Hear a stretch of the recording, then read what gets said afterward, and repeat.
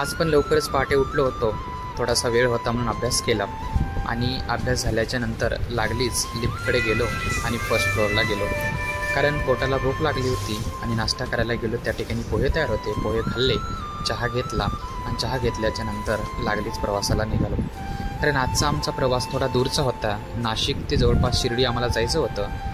आम्ही मात्र खाल्लं होतं, आमचं मात्र पोट भरलं होतं, पण आमच्या गाडीचं पोट भरलं नव्हतं, कारण गाडीला प्रचंड प्रमाणामध्ये भूक लागली होती. म्हणून गाडीला पोट भरण्यासाठी गाडीच्या हॉटेलमध्ये आम्ही घेऊन गेलो आणि गाडीचं पोट भरेपर्यंत गाडीला खायला दिलं.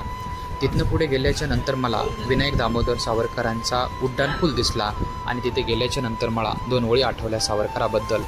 तुझ्यासाठी मरण ते जनन, तुझं विन जनन ते मरण. आणि सावरकरांच्या ह्या ओळी आठवल्याच्या नंतर त्यांचा इतिहास माझ्या डोळ्यासमोर उभा राहिला.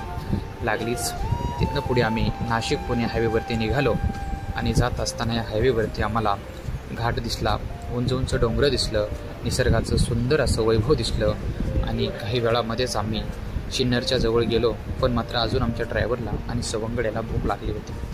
मग आम्ही सिन्नरमधील प्रसिद्ध असणारा वडापाव या ठिकाणी गेलो आणि त्या ठिकाणी आम्ही सवंगड्यानी सोबत त्या ठिकाणी वडापाव खाल्ला.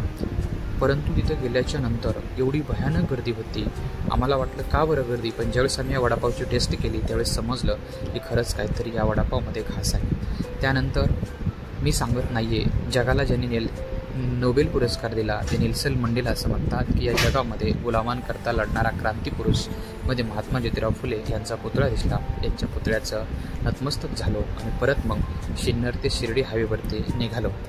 आता आम्हाला जायचं होतं जवळपास पात्रे फाटा या ठिकाणी आणि जात असताना आम्हाला वाटेमध्ये परत एक टोल नाका लागला. टोल वगैरे भरला आणि समोर गेल्याच्या नंतर डाळिंबाची खूप प्रचंड प्रमाणामध्ये किंवा विकसित करणारी शेती दिसली.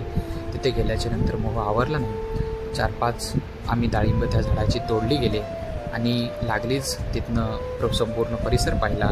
गाडीमध्ये आलो आणि डाळिंब खायला सुरुवात केली.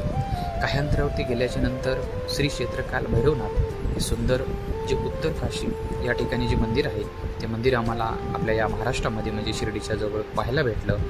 गेल्याच्या नंतर भैरवनाथाचं दर्शन घेतलं आणि दर्शन घेतल्याच्या नंतर लागलीच पुढे अजून आम्ही प्रवासाला निघालो. जे काही आमची कामे होती ती कामे आटपली. वेळ दुपारची झाली होती आणि परत एकदा भूक लागली होती. मग नंतर आम्ही दुपारी जेवणासाठी निघालो एका खेडेगावामध्ये. जात असताना खेडेगावाकडे जात असताना मला माझ्या गावची आठवण झाली. परंतु गोदावरी नदीमुळे हा पूर्ण भाग विकास प्रचंड प्रमाणामध्ये झालेला होता. घरी पोहोचलो आणि एकदम घरगुती पद्धतीने जेवण त्या ठिकाणी केलं, आराम केला. परत मग 4-4:30 वाजले होते. चहा घेतला आणि परत जे काही काम आहे ते कामाकडे.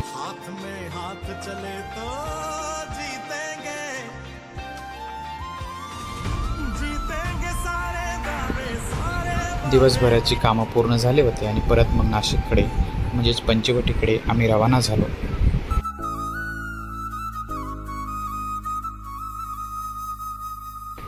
आणि परत येत असताना एक संध्याकाळी 8-8:30च्या टायमाला लेमन टी घेतला आणि प्रवासाला निघालो.